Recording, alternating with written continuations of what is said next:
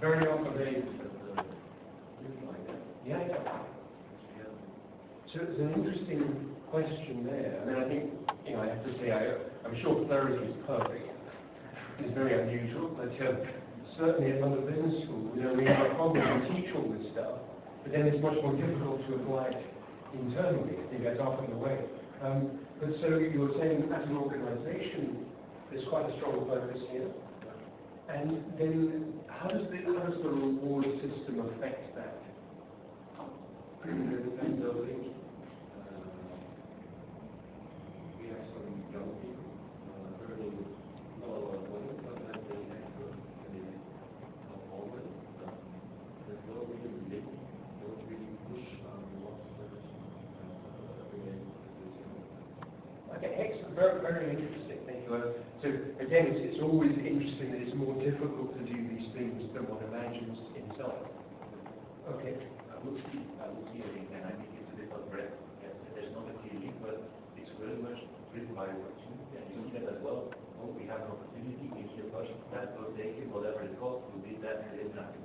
It's working for us. For me, there's a clear link, but it's not. It's not the right thing. It's not so in practice, it's a very strong link. But the question is, are we happy with that? Is that the right thing? Is that the best way? But it works out pretty well if your business is opportunity driven, and it gives a lot of flexibility to get what you need at a certain time. But it generates a lot of discussion as well, a lot of discussion about how to live. It's very delicate. There's a bit too much opportunity focus in the reward strategy. There's more opportunity focus on the lower side. With a combination of opportunity based and aim. Okay, but interesting, it sounds as though there may also be a cultural link with organisations that are focused on certain parts of this triangle, and that kind of seeps through into everything.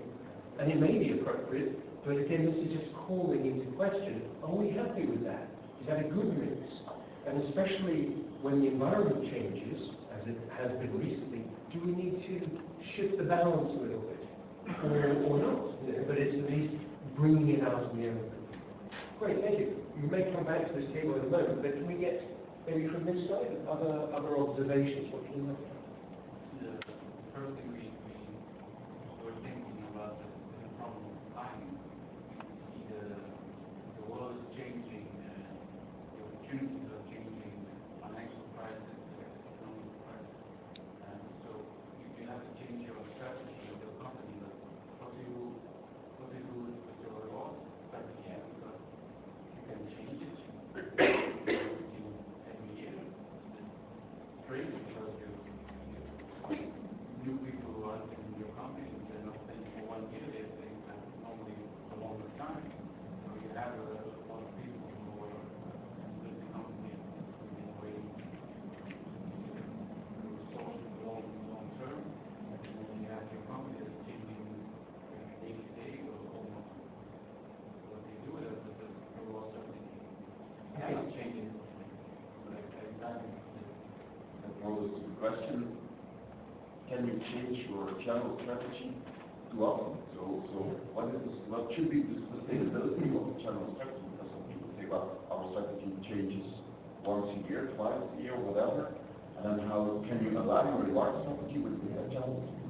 Okay, so this is the topic I want to get into in our next section very much, but I think it's right to raise it here, because if this changes in the middle of the year, for example, do you just go on with the existing systems and processes and so on, or do you say, we've got to change this? And I think again, as you say, if you're trying to develop people long term as resources in an organization, a certain attitude, a certain view, if you keep changing the reward strategy, does that make them feel, I don't know what this place is?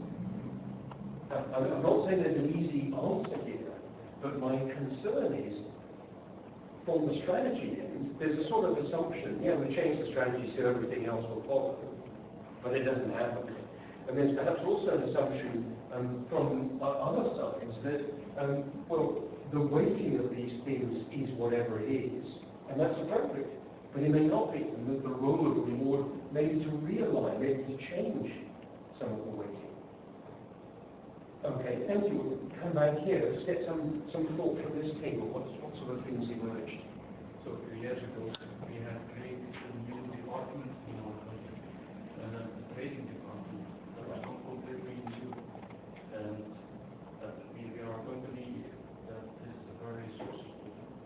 You have to know that that new department are staffed with very young people. It's a department with a lot of profit, a lot of gain for the company. We have had to change our reward package completely, but only for that department. That wasn't true. So there's an interesting point here, is that, which again will pick up in group strategy. If you bring in an activity like trading, it's a completely different business. The dynamics are different, the behaviors you want, the strategy is different. The speed of change there is probably, like this, as opposed to you don't want people to have that attitude for long-term infrastructure. So then the question is, how different can reward strategies be for different parts of the organization without a feeling of, this isn't fair? Yeah, it's a different question because by the start we tried to integrate the trading and portfolio department in the reward strategy with the other people.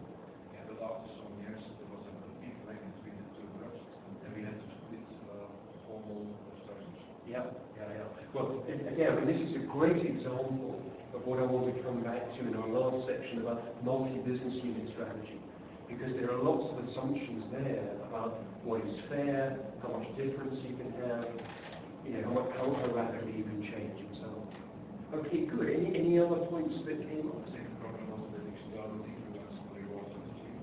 Right. So mainly in Belgium there is a strong labor legislation, fiscal legislation, social laws, and the influence on the reward strategy is strong. You have no control. That's the problem in our institution.